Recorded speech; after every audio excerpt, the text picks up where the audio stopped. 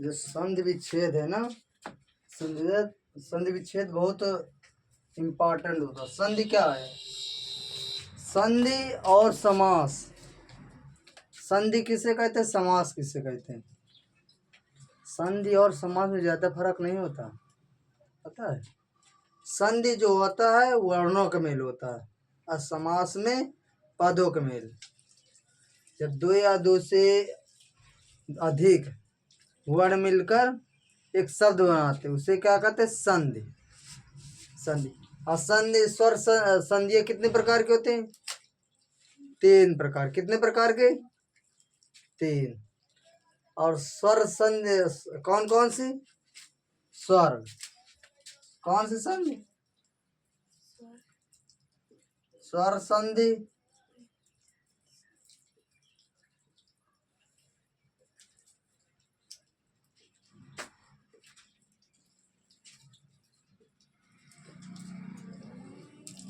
फिर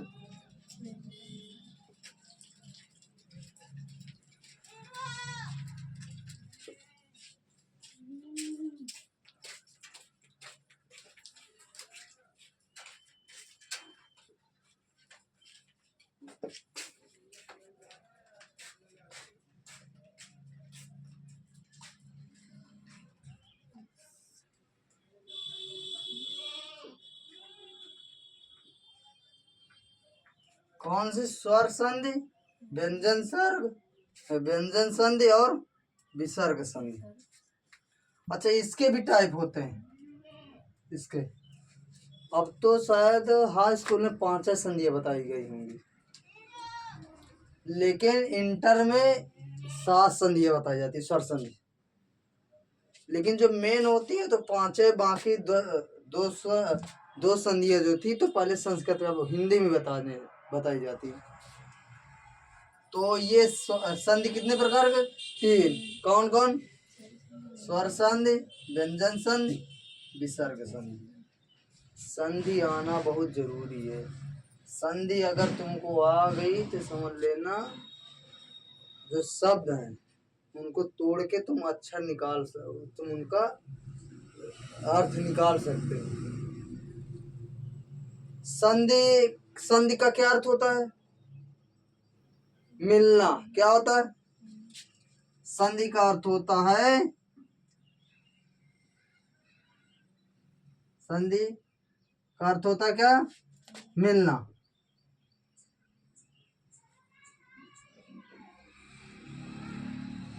क्या होता है? मिलना। विच्छेद का अर्थ क्या होता है?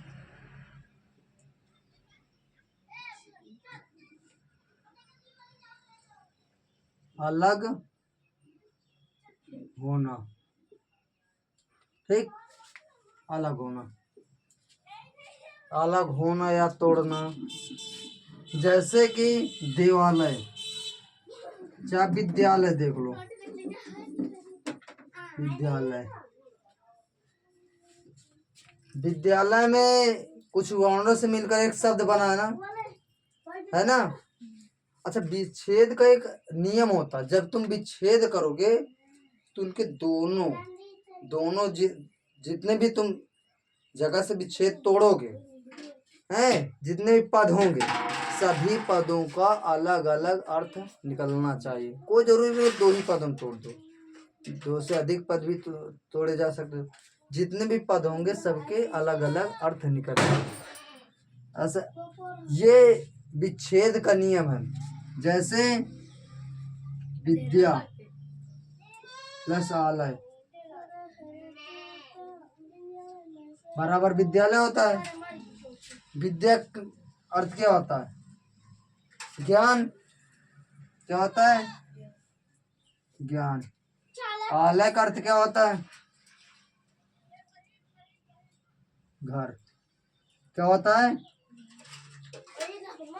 घर, मतलब ज्ञान का घर। विद्यालय का अर्थ ये होता है। ठीक, तो मतलब ये संधि का मतलब है। संधि किसे कहते हैं, विच्छेद किसे कहते हैं। ठीक, संधि का मतलब होता है मिलना, विच्छेद का मतलब होता है अलग होना। जब 2 या 2 से अधिक वर्ण मिलकर एक शब्द बनाते हैं उसको क्या कहते हैं, संधि। और जब वही अलग हो जाते हैं, जब विच्छेद, जब इनको तोड़ा जाता है, जितने भी पद होंगे, जितने पद तोड़ा जाएगा, सबके अलग अलग अर्थ होना चाहिए स्वतंत्र रूप से। ठीक। अब इसका अर्थ नहीं कि किसी का अर्थ निकले किसी का अर्थ नहीं, ऐसा नहीं, सभी का अर्थ निकले तभी तुम्हारा विच्छेद सही है। ठीक। जिस संधि और समास में बस ऐसा ही होता है। समास का भी अर्थ होता है मिलना है, ठीक, लेकिन समास में पदों का मेल होता है और संधि में वर्णों का मेल। अच्छा, वर्ण किसे कहते हैं? वर्ण, वर्ण जो होता है, वर्ण वर्ण वर्ण भाषा की सबसे छोटी इकाई है। क्या है? भाषा की सबसे छोटी इकाई होती है और जिसका अर्थ होता कहना या बोलना। वर्णों को तोड़ा नहीं जा सकता। क्या? वर्णों को तोड़ा नहीं जा सकता। वर्ण और वर्णों का सिर्फ व्याकरण किया जा सकता है। ठीक। वर्ण स्वतंत्र रूप से बोले और लिखे जाते। जैसे का तुम्हारा क्या है? वर्ण। ख तुम्हारा क्या है? वर्ण। कुछ वर्णों से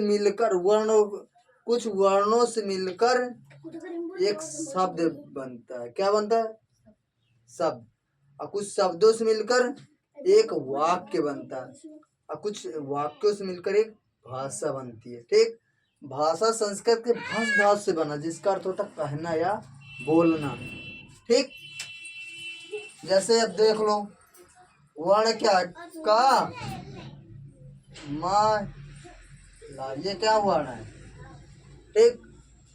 अच्छा, वर्ण और वर्णमाला ये दो है ना। ठीक। वर्ण क्या है? वर्ण तो समझ गए। वर्णमाला क्या है? स्वरों और व्यंजनों के समूह को, मतलब कुछ जब स्वर मिलकर या व्यंजन मिलकर जब एक साथ लिखे जाते हैं, उनके क्रमबद्ध समूह को ही वर्णमाला कहते हैं। ठीक। ये हो गया। जैसे कुछ वर्णों से क्या बनता है? कुछ वर्णों से क्या बनता है? कुछ वर्णों से मिलकर एक क्या बनता है? शब्द। शब्द। जैसे का और मा और ला, ये क्या है? वर्ण। क्या है? वर्ण। ठीक। वर्ण है। जब इनको जोड़ोगे क्या बनेगा? शब्द। शब्द क्या होगा? कमल। ठीक। और कुछ शब्दों से क्या बनेगा? वाक। क्या बनेगा? वाक। जैसे कमल, सुंदर,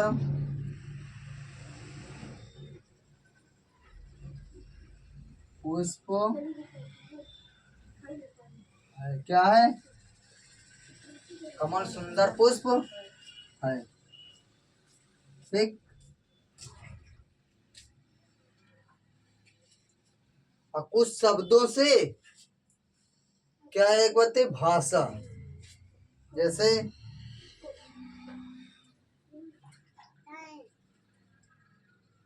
कमल, सुंदर,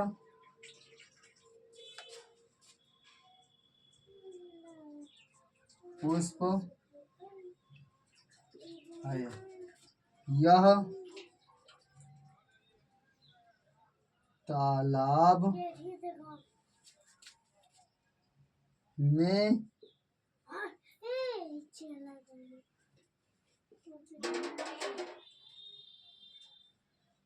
खिलता है। ठीक। कमल सुंदर पुष्प है, यह तालाब में खिलता है। हो गया? तो समझ गई? समझ गए कि नहीं? अच्छा, इसका व्याकरण कैसे होगा वर्णों का? जैसे व्याकरण इसका होगा,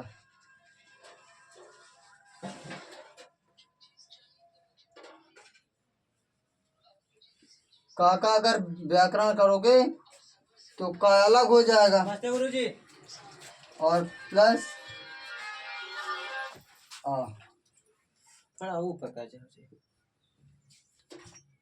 एक, तो इसमें दो है ना। अच्छा, स्वर क्या होता है? व्यंजन क्या होता है? स्वर किसे कहते हैं, व्यंजन किसे कहते हैं? हाँ हाँ, जो स्वतंत्र रूप से लिखे बोले जाएं उन्हें क्या कहते हैं, स्वर। अब व्यंजन किसे कहते हैं, जो स्वर्णों की सहायता से लिखे बोले जाएं उन्हें व्यंजन कहते हैं। ठीक, समझ गए कि नहीं समझ गए? ये हम चल रहे थे कहाँ पे, संधि पे, और इतना बता दिए। ठीक, अब क्या आएगा हमारा, अब चलते हैं हम संधि। संधि में क्या उठाएंगे, स्वर संधि। क्या उठाएंगे, और स्वर संधि के कितने भेद होते हैं? हाँ, कितने भेद होते हैं, कितने प्रकार होते हैं, अच्छा बताओ। हाई स्कूल में हो तो कितने, 5 होते हैं, 5। अब 5 कौन कौन से होते हैं, 5 कौन कौन से होते हैं? देखो इसके 5 भेद होते हैं। दीर्घ संधि, कौन सा, दीर्घ संधि।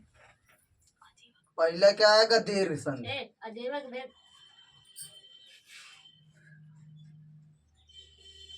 दीर्घ संधि,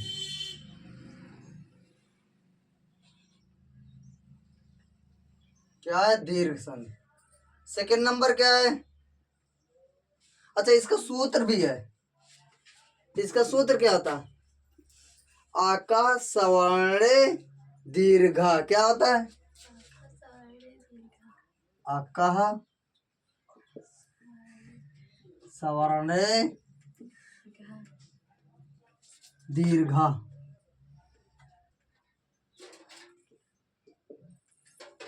आका सवर्णे दीर्घा। ठीक, अच्छा इसका भी हम बताएंगे, इसका सूत्र क्या होता है, आका सवर्णे दीर्घा। दूसरी संधि क्या है, गुण संधि। क्या है, गुण संधि। गुण संधि, गुण संधि का सूत्र क्या होता है, आद गुणा। क्या,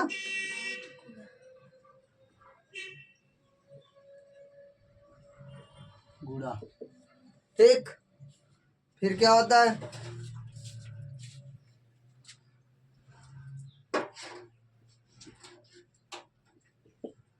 संस्कृत में एक साथ लिखे जाते हैं, बहुत बड़े बड़े होते हैं ना सब।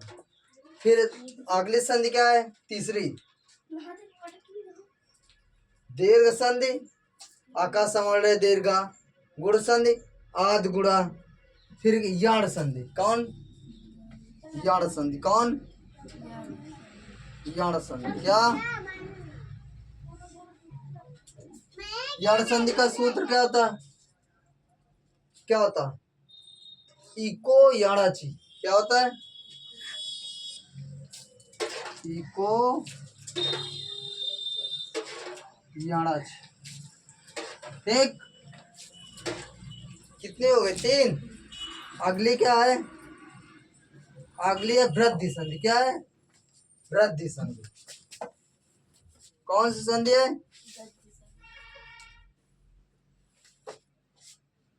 वृद्धि संधि। वृद्धि संधि का सूत्र क्या होता है, वृद्धि रेच। क्या होता है,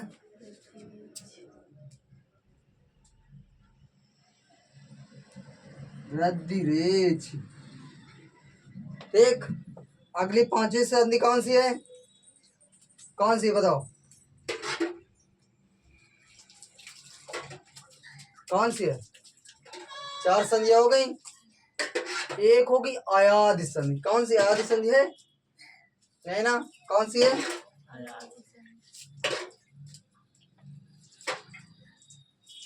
आयादी संधि। आयादी संधि का सूत्र क्या होता, बताओ, एचओ।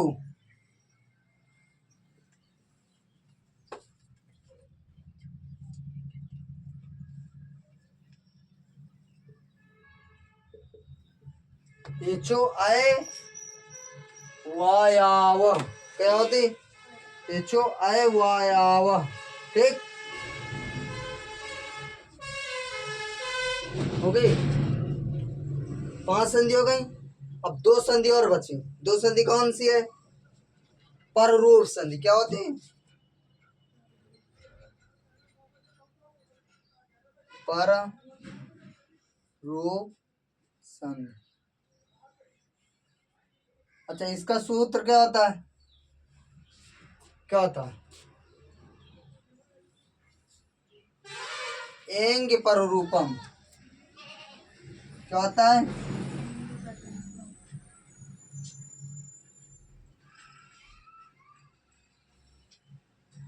एंग पररूपम। और पररूप संधि हो गई, फिर क्या है? एक संधि पूर्व रूप संधि। क्या? पूर्व रूप संधि।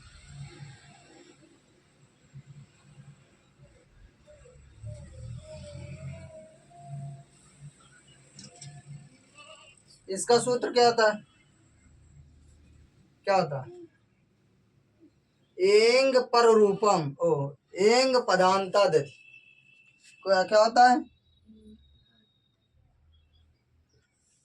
एंग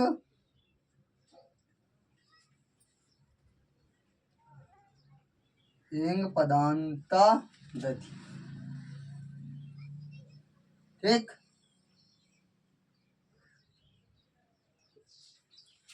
कितनी संधि हो गई? 7 हो गई स्वर संधि। सातों। अब हम लोग कहाँ पे चल? अच्छा, इनमें जो सूत्र है ना, ये आकाशमण दीर्घ आद गुणा इको याड़ा वृद्धि रेची एचो आवा एंगे पर, ये कहाँ से? देखो, इनको कुछ याद। महेश्वर सूत्र। महेश्वर सूत्र कितने होते हैं? महेश्वर सूत्र का नाम सुना कि नहीं सुना? महेश्वर सूत्र दरअसल संस्कृत वालों को पढ़ाया जाता है। ठीक। किनको?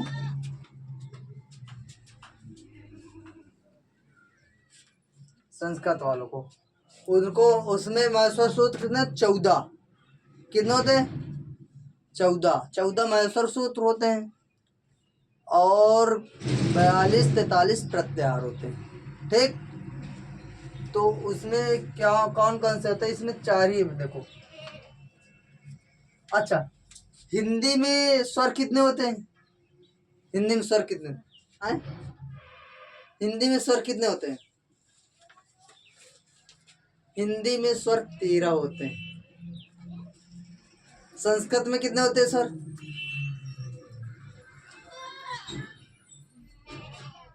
संस्कृत में 9 होते हैं।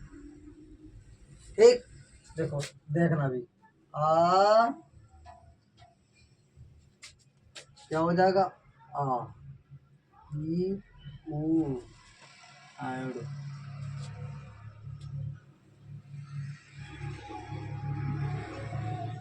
आयोड रख योंग।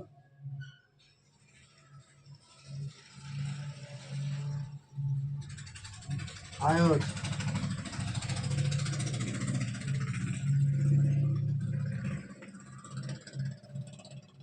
देखो, आयोड रिसलरक योंग आयोज। इसमें लास्ट अक्षर नहीं माना जाता। जो डबल होता है उसको भी नहीं मानता। गिन लो, 1 2 3 4 5 6 7 8 9। ठीक। कितने निकले? 9। तो संस्कृत में कितने स्वर होते हैं? 9। कौन कौन से?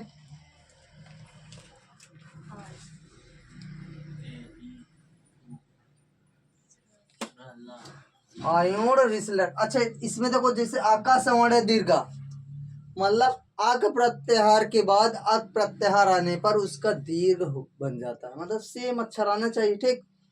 तो उसका क्या बन जाएगा? दीर्घ। दीर्घ से दीर्घ मतलब समझते क्या होता? बड़ा। क्या? बड़ा। अच्छा, अक प्रत्याहार में कौन कौन से आते हैं अक्षर? देखो, आ ई उ रिस लरा, यही आते हैं। कि लास्ट अक्षर इनके माने नहीं जाएंगे। मतलब अक प्रत्याहार में ये है। ठीक। कौन कौन से? आ ई उ रिस लरा। रिस लरा।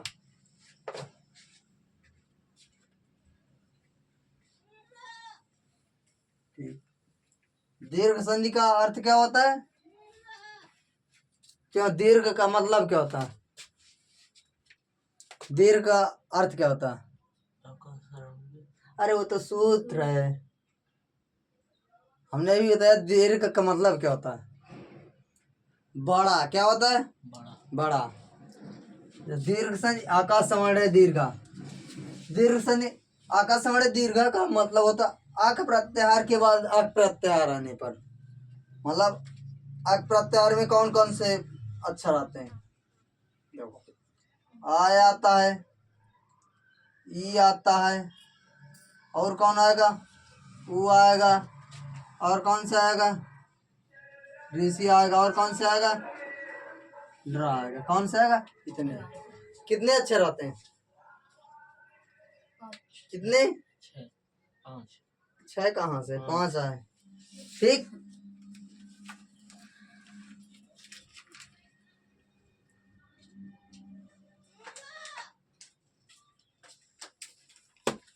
ओके। अब जैसे आक प्रत्यय, इसके बाद फिर से ही आए, ठीक, तो इसका क्या हो जाएगा? दीर्घ। जैसे कि एग्जाम्पल में ये बहुत प्रचलित है,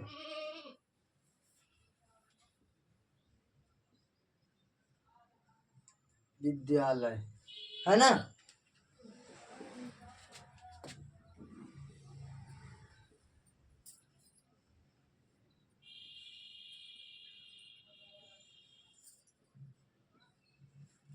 ठीक। देखो, आया, आके बाद फिर से आया, आया कि नहीं आया? तो मतलब सेम अक्षर के बाद सेम अक्षर आना चाहिए, ठीक। तो क्या हो जाएगा? दीर्घ हो गया। तो मतलब आक प्रत्याहार के बाद अक प्रत्याहार आने पर, ये अक प्रत्याहार तो है, आक में आ ही तो आता है, ये भी आया, तो इसका दीर्घ हो, विद्या धन आलय, ठीक। और एक है जैसे पुस्तकालय, पुस्तक धनालय है, क्या है?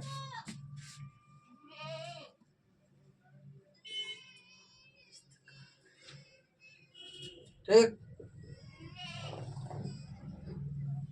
पुस्तक प्लस आलय। आलय मतलब क्या होता? क्यों? आलय मतलब क्या होता? पुस्तक मतलब तो किताब, आलय मतलब होता है घर, पुस्तकों का घर, ठीक। पुस्तक धनालय बराबर पुस्तकालय, ठीक। और जैसे रवि धन इंद्रा, क्या होता है? रवि,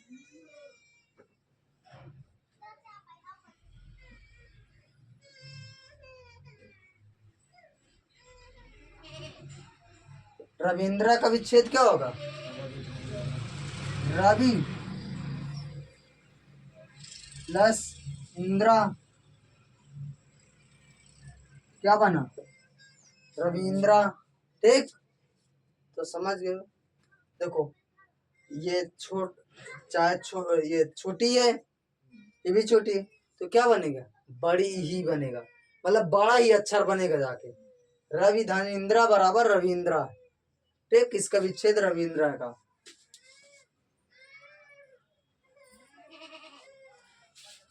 ठीक।